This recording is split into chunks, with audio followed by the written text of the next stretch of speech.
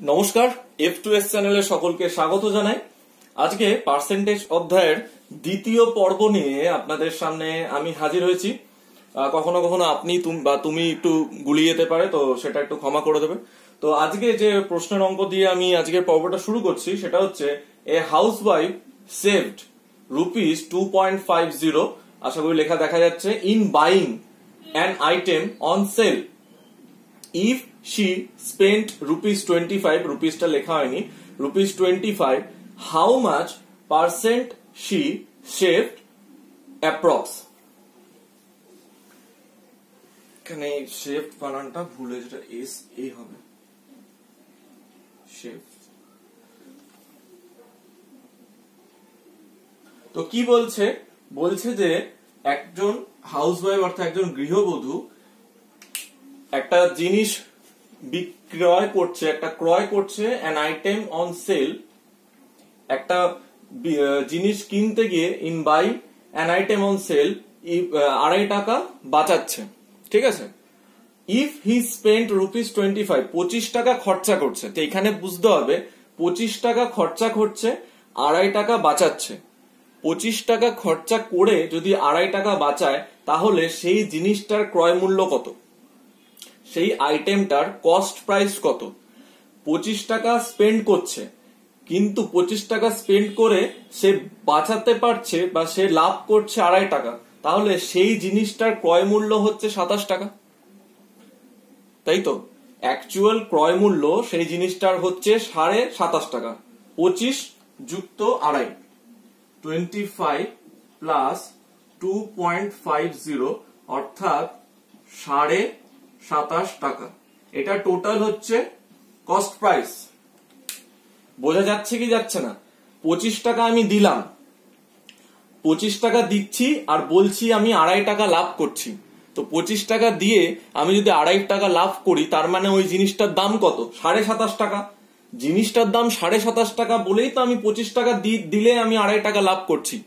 জিনিসটার দাম ৳27.5।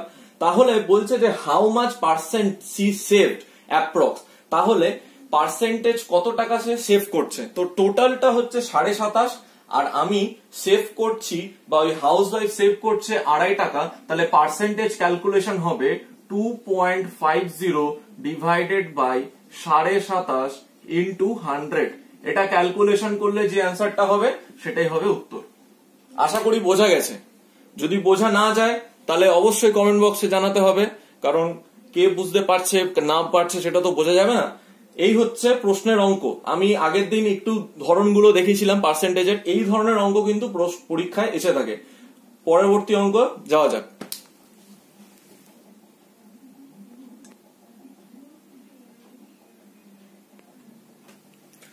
দেখো পরবর্তী অঙ্কটা যেটা রয়েছে সেটা হচ্ছে a number when 35 extracted from it reduces to its 80%, what is 4/5 of the number?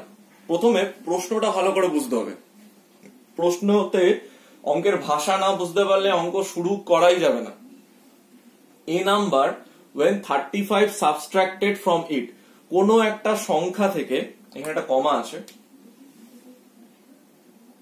কোন একটা সংখ্যা থেকে বলা হচ্ছে যদি 35 বিয়োগ করি তাহলে reduces to its 80%, সংখ্যাটা তার 80% চলে আসে।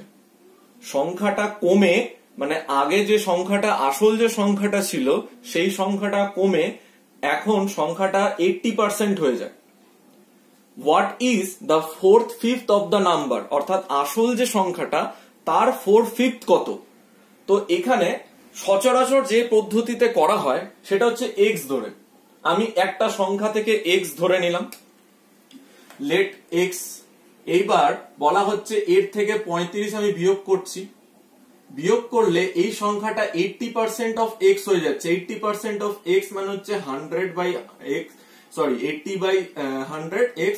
এটাকে আমি যদি এদিকে নিয়ে চলে আসি, x minus 80x/100 is equal to 35, এটা লেস করলে হবে 20x/100, ক্রস মাল্টিপ্লিকেশনে এটা দাঁড়াবে 35 into 100/20, ঠিক আছে, এটা হবে 5, এটা হবে আসল নাম্বার, আর তার আবার 4/5 বলেছে, তো এখানে 4/5, 5 কেটে গেল, এটা হবে 140। এটা আমরা করি, এটা আমরা করে থাকি। একটা সংখ্যাটাকে আমি ধরলাম x, সেখান থেকে 35 বিয়োগ করলাম, বিয়োগ করে আমার দাঁড়াচ্ছে যে সংখ্যাটার 80% হয়ে যাবে, x এর 80% করে দিয়েছি 100, 80x/100 এদিকে নিয়ে চলে এলাম, সমান চিহ্নের এদিকে যেহেতু নিয়ে এলাম সেটা মাইনাস হয়ে গেল, 35টাকে ওইদিকে নিয়ে চলে গেলাম, 35টা প্লাস হয়ে গেল, এটা মাইনাস করলে ক্যালকুলেশন করলে আমার বেরোবে 20x/100। এবার বজ্র গুণন করে দিলাম, আর এটা আমি ক্যালকুলেশন করিনি, ডাইরেক্ট বলেছে আসল সংখ্যাটার 4/5, তো 4/5 কে ইন্টু করে দিলাম, করে আমার 140 বেরোচ্ছে। এইভাবে অঙ্কটা করা যায়। আরেকটা কিভাবে অঙ্কটা করা যায় যদি আমি x ধরতে না চাই, দেখো এই অঙ্কটা ভাষাটাকে বুঝতে হবে। বলছে এ number when 35 subtracted from it, যখন আমি সংখ্যাটা থেকে 35 বিয়োগ করছি, reduces to its 80%, সংখ্যাটা কমে তার 80% এসে দাঁড়াচ্ছে, সংখ্যাটা কমে 80% এসে দাঁড়াচ্ছে, এর মানেটা সংখ্যাটা কতটা কমছে?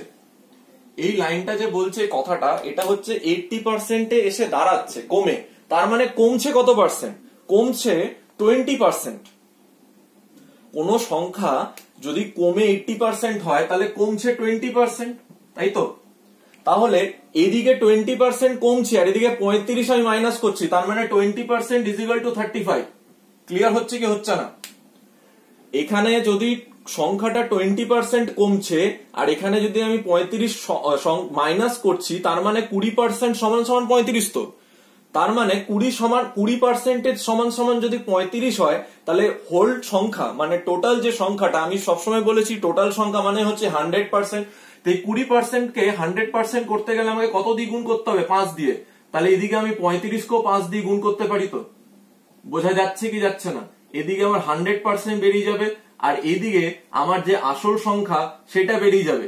এখানে আমি গুণ করতে যাব না, কারণ আমার আসল সংখ্যা নিয়ে মতলব নেই, আমাকে বলেছে আসল সংখ্যার 4/5, তো আমি আসল সংখ্যার 4/5 কে এখানে ডাইরেক্ট 4/5 করে দিচ্ছি, 5 কেটে যাবে, এই 35 আর 4 এ গুণ করলে হবে 140। বোঝা গেল এই বেসিক এইভাবে অ্যাপ্রোচের মানে পার্থক্যটা? এটা নর্মাল পদ্ধতি, এইভাবে আমরা করতেই পারি, পরীক্ষাতে এইভাবে মনে না পড়লে আমরা এইভাবেই করবো, কিন্তু এর থেকে একটু টাইম সেভিং হবে কিন্তু এইভাবে যদি আমি অঙ্কটা চিন্তা করি। আমি অঙ্কটা এইভাবে চিন্তা করার জন্যই এই ভিডিও সেশনটা কিন্তু শুরু করেছি। আমাদের অঙ্ক শিখবো, আমরা বেসিক পদ্ধতিতে শিখবো, ভালোভাবে শিখবো, এবং তার সাথে সাথে এটাও শিখবো যে পরীক্ষা হলে কোন অ্যাপ্রোচ লাগে আমাকে কম সময়ের মধ্যে অঙ্কটা করা যায়। আশা করি বোঝা গেছে। পরবর্তী অঙ্কে এবার আমরা চলে যাব। হাতের লেখাটা একটুখানি অসুবিধা হচ্ছে, আমি আগের দিনও বলেছি যে বোর্ডে তো লেখা আমার অভ্যাস নেই, তো আমি তার জন্য পড়ে দিচ্ছি।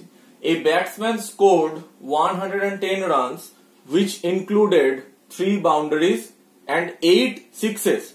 What percent of his total score did he make by running between the wickets? অঙ্ক করার সময় অঙ্কটা কিন্তু খাতাতে টুকে নেবে, কারণ পরে কোন অঙ্ক করলাম বা কি করলাম সেটা মনে থাকবে না, তো অঙ্কটা টুকে নেবে আগে, তারপরে ভিডিওটা পজ করে চেষ্টা করবে, যদি এই অঙ্কটা নিজে মনে করতে পারো, নিজের চেষ্টা করতে পারো, না হলে আমি তো করাচ্ছি সেটা তো দেখতেই পাবে। তো বলছে একজন ব্যাটসম্যান 110 রান করেছে, এর মধ্যে 3টে বাউন্ডারি মানে হচ্ছে 4, ঠিক আছে, আর 8টা 6 মেরেছে। তো 3টে বাউন্ডারি আর 8টা 6 মানে হচ্ছে 3টে 4, 3টে 4 মানে হচ্ছে 3 4 12, আর 8টা বাউন্ডারি মানে হচ্ছে 8 into 6 হচ্ছে 48। এই রানটা সে 4 আর 6 মিলে করেছে। টোটাল রান করেছে 110 রান বলে দিয়েছে। তো এখানে আমরা যদি এটাকে প্লাস করি, তো আমার এটা দাঁড়াচ্ছে 8 আর 2 10, আর 1 5 1 6 60 রান। 60 রান 4 আর 6 মেরে করেছে। তাহলে বাকি যে রানটা, এখানে তো আমার টোটাল, এখানে তো ব্যাটসম্যানের টোটাল রান বলেছে 110, তো বাকি রানটা কি করেছে? বাকি রানটা দৌড়ে নিয়েছে, সিঙ্গেল নিতে পারে, 1 রান করে নিতে পারে, 2 রান করে নিতে পারে, বা 3 রান, মোট কথা 4 বা 6 নয়, কারণ এখানে বলে দিয়েছে যে did he make by running between the wickets, অর্থাৎ বাকি রান সে দৌড়ে নিয়েছে, 1 রান 2 রান যেমনি করে নেয়। তো বাকি রান মানে কত? বাকি রান মানে হচ্ছে 50। 110 থেকে 60 যদি আমি বিয়োগ করি তাহলে বাকি রানটা হচ্ছে 50, কিন্তু টোটাল রান কত? 110। আমাদের কাছে জানতে চেয়েছে যে রানিং বিটুইন দ্য উইকেটস এ যত রান করেছে সেটা টোটাল রানের কত পার্সেন্টেজ। এখানে বলেছে না যে what percent of his total score did he make by running between the wickets. Run দৌড়ে রান নিয়েছে যেটা, সেটা টোটাল রানের কত পার্সেন্টেজ। তো 50/100, আর আমি আগেই বলেছি পার্সেন্টেজ বার করতে গেলে আমাকে 100 দিয়ে গুণ করতে হবে। এটা সলভ করলে যেটা অ্যান্সার বেরোবে সেটাই হচ্ছে উত্তর। ঠিক আছে, এটা হচ্ছে অ্যান্সার। আশা করি অঙ্কগুলো বোঝা যাচ্ছে। অঙ্কগুলো এরকম ধরনেরই অঙ্ক কিন্তু পরীক্ষায় আসে। আমি তো এখন বই থেকে অঙ্কগুলো করাচ্ছি। লাস্ট দিন, এই উইকের যেটা লাস্ট দিন আছে, সেই দিনকে আমি পরীক্ষাতে যে সকল অঙ্ক এসেছে ওয়েস্ট বেঙ্গল গভর্নমেন্টের, সেই ধরনের, সেই অঙ্কগুলো, সেই ধরনের নয়, সেই অঙ্কগুলো এক্সাক্ট সেই অঙ্কগুলোই কিন্তু করাবো। তো পরের অঙ্কে যাওয়া যাক।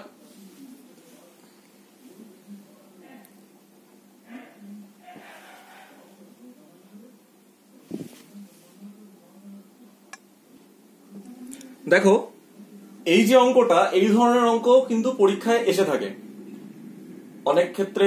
অনেকে হয়তো ফেসও করেছে, কিন্তু খুবই সোজা। ইন অ্যান এক্সামিনেশন, একটা পরীক্ষায় বলছে 35% অফ দ্য স্টুডেন্টস পাসড, ঠিক আছে, অ্যান্ড 455 অর্থাৎ 455 জন বলছে ফেল করেছে। 35%, ভালো করে বুঝতে হবে। আমাদের ছোট থেকেই কিন্তু আমরা শুনে আসছি, আমি তো শুনে এসছি যে অঙ্কের প্রশ্নর মধ্যে কিন্তু অঙ্কের উত্তর থেকে, কারণ সেই অঙ্কটা থেকেই কিন্তু আমরা উত্তরটা বের করি। তার জন্য ভাষাটাকে ভালো করে বুঝতে হবে। 35% অফ দ্য স্টুডেন্টস পাসড, এখানে 35% স্টুডেন্ট পাস করেছে বলা হয়েছে, কিন্তু বলছে ফেল করেছে 455 জন। প্রথমত দুটোর মধ্যে দুটো ডিফারেন্স, একটা এখানে পাসের কথা বলা হয়েছে, আর একটা এখানে ফেলের কথা বলা হয়েছে, একটা ডিফারেন্স। দ্বিতীয়ত এখানে পার্সেন্টেজে দেওয়া আছে, এখানে কিন্তু আমার নাম্বারে দেওয়া আছে, এখানে কিন্তু এটা পার্সেন্টেজ নয়, এটা কিন্তু 455 জন। ঠিক আছে, এই দুটো ডিফারেন্স রয়েছে। আমাদের কাছে জানতে চেয়েছে যে how many students appeared for the examination, অর্থাৎ এই পরীক্ষাটা দিতে কতজন স্টুডেন্ট গেছিল, এই পরীক্ষাটা দিতে কতজন স্টুডেন্ট অ্যাপিয়ার হয়েছিল, বা মোট কতজন স্টুডেন্ট পরীক্ষা দিয়েছিল। তো আমরা এটা কিভাবে বের করব? দেখো, 35% স্টুডেন্ট পাস করেছে, তার মানে ফেল করেছে কত। দেখো, পার্সেন্টেজের হিসাব সব সময়, পার্সেন্টেজ মানেই হচ্ছে ভিত্তিটা হচ্ছে 100। 35% স্টুডেন্ট পাস করেছে মানে ফেল করেছে 100 মাইনাস 35, কত? 65। আমি বোঝাতে পারছি কি পারছি না? এবার প্রশ্ন হচ্ছে 65, 70, এবার হচ্ছে আমি এই 100 থেকে 35টা বিয়োগ করলাম কেন? সবার মনে আসতেই পারে, স্বাভাবিক। এই কারণে বিয়োগ করছি কারণ এখানে 35% স্টুডেন্ট পাস করেছে, আর আমাকে দিয়েছে ফেলের সংখ্যাটা দেওয়া আছে ফেলের। আমাকে এই সংখ্যাটা থেকে কিন্তু বার করতে হবে, এই 455 থেকে বার করতে হবে যে কতজন স্টুডেন্ট অ্যাপিয়ার্ড হয়েছে। 455 থেকে যদি অ্যাপিয়ার্ড হয়েছে সেটা আমাকে বার করতে হয়, তাহলে আমাকে এইটাকে তো চেঞ্জ করতে হবে। এখানে বলা হয়েছে 35% স্টুডেন্ট পাস করেছে, কিন্তু আমাদের বের করতে হবে কি ফেল কত পার্সেন্টেজ করেছে। তার মানে আমাদের ফেলের পার্সেন্টেজ হচ্ছে 65%। বোঝা যাচ্ছে কি যাচ্ছে না? বোঝা যাচ্ছে। তার মানে কি দাঁড়াচ্ছে, এই 65% মানে এই 65% ইকুয়ালস টু 455। বোঝা গেল কি গেল না? এখানে আমি যদি বের করলাম যে 65% ফেল করেছে, এখানে একটু লিখে দিচ্ছি বুঝতে যদি অসুবিধা হয়, ফেল 65% ফেল করেছে, তার মানে সংখ্যায় ফেল করেছে 455। তো আমি তো লিখতে পারি যে 65% ইজ ইকুয়াল টু 455। এটাকে কি করব? জাস্ট উল্টে দিতে হবে। কেন উল্টাবো সেটাও বলে দিচ্ছি। 65% মানে হচ্ছে 65/100, আর এখানে রয়েছে 455। সমান চিহ্ন এদিকে নিয়ে গেলে এটা উল্টে যাবে, তাহলে টোটালটা আমি পেয়ে যাব কিভাবে? ইন্টু 100/65। এইটা ক্যালকুলেশন করলেই আমার যেটা অ্যান্সার হবে সেটাই উত্তর। এই ক্যালকুলেশন গুলো ঘরে করবে, কারণ ক্যালকুলেশন গুলো আমি করে দিতেই পারি। আমি তো দেখাবো কিভাবে ক্যালকুলেশন ইজি ওয়েতে করা যায়, কিন্তু কিছু কিছু ক্যালকুলেশন নিজে করো, তাহলে প্র্যাকটিসটাও হবে ভালো। আশা করি বোঝা গেছে অঙ্কটা, কোন রকম ডাউট নেই। অঙ্কটা টুকে নাও, তারপরে আমি পরবর্তী অঙ্কে চলে যাচ্ছি। দেখো, এই অঙ্কটা কি বলেছে যে the sum of two numbers, দুটো সংখ্যার যোগফল is 28/25 of the first number, অর্থাৎ প্রথম সংখ্যার 28/25 গুণ প্রথম সংখ্যার অফ মানে হচ্ছে গুণ থাকে 28/25 গুণ first number is equal two দুটো সংখ্যার যোগফল। তো এখানে আমাদের বলেছে যে second number is what percent of the first, second number what percent of the first. তো এটা আমরা এক্স ওয়াই ধরে করতে পারি, এমন কিছু কঠিন হবে না এক্স ওয়াই ধরে করলে। দুটো সংখ্যাকে ধরে নিচ্ছি এক্স ওয়াই, ঠিক আছে, এক্স ওয়াই ধরছি, তাহলে দুটো সংখ্যার যোগফল x plus y is equal to বলেছে 28/25 অফ ফার্স্ট। তো ফার্স্ট হচ্ছে এক্স, 28x/25। এক্স দুটোকে একদিকে নিয়ে আসবো, তাহলে এক্সটাকে এদিকে নিয়ে চলে যাচ্ছি,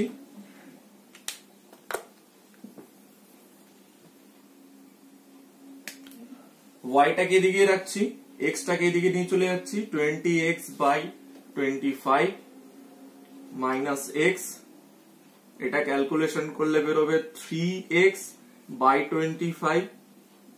আমি এক্সটাকে ওয়াই এর নিচে নিয়ে চলে আসছি, y/x ইজ ইকুয়াল টু 3/25। এবার আমাদেরকে বলেছে কি সেকেন্ড চেয়েছে, second number is what percent of first, ঠিক আছে, সেকেন্ড নাম্বার বলেছে হোয়াট পার্সেন্ট অফ ফার্স্ট, তাহলে সেকেন্ড নাম্বার হচ্ছে ওয়াই ছিল আমাদের, তাই তো। এখানে ফার্স্ট নাম্বারকে এক্স ধরেছি, ফার্স্ট নাম্বারকে এক্স ধরেছি বলেই তো ফার্স্ট নাম্বারের সাথে 28/25টাকে গুণ করেছি। তো এখানে আমাদের সেকেন্ড নাম্বার ছিল ওয়াই, ফার্স্ট নাম্বার ছিল এক্স, সেইভাবেই বেরিয়েছে। তার মানে এখানে সেকেন্ড নাম্বার ফার্স্ট নাম্বারের কত পার্সেন্টেজ বলেছে, এটা কিন্তু পার্সেন্টেজ নয়। পার্সেন্টেজ বের করার জন্য আমাকে লাস্টে কি করতে হবে, একটা 100 দিয়ে গুণ করে দিতে হবে, 25 104, তাহলে 3 4 12% এটা হচ্ছে অ্যান্সার। বোঝা গেল কি গেল না? অঙ্কগুলো বোঝা যাচ্ছে কি যাচ্ছে না? এই রকম সোজা সাপটাই অঙ্ক আসে, কিন্তু বিশাল কঠিন অঙ্ক আসে না। তবে প্রথম দিনের থেকে আজকে একটু অন্য ধরনের অঙ্কগুলো করাচ্ছি, কারণ আস্তে আস্তে বেসিক মানে বেসিক নিয়ে শুধু পড়ে থাকলে তো হবে না, আস্তে আস্তে পরীক্ষায় যে ধরনের অঙ্কগুলো আসে সেগুলো প্র্যাকটিস করতে হবে। তো এইভাবে অঙ্কগুলো প্র্যাকটিস করতে হবে। যদি না বোঝা যায় তাহলে অবশ্যই সেটা কমেন্টে জানাতে হবে, আর ভিডিওটাকে একটুখানি শেয়ার করে দিতে হবে যাতে সকলের কাছে পৌঁছে যায়। তো সঙ্গে থাকার জন্য আর F2S কে বিশ্বাস করার জন্য সবাইকে অসংখ্য ধন্যবাদ। কালকে আবার এর নেক্সট পর্ব তোমাদের সামনে নিয়ে হাজির হব। ততক্ষণের জন্য সকলকে ধন্যবাদ।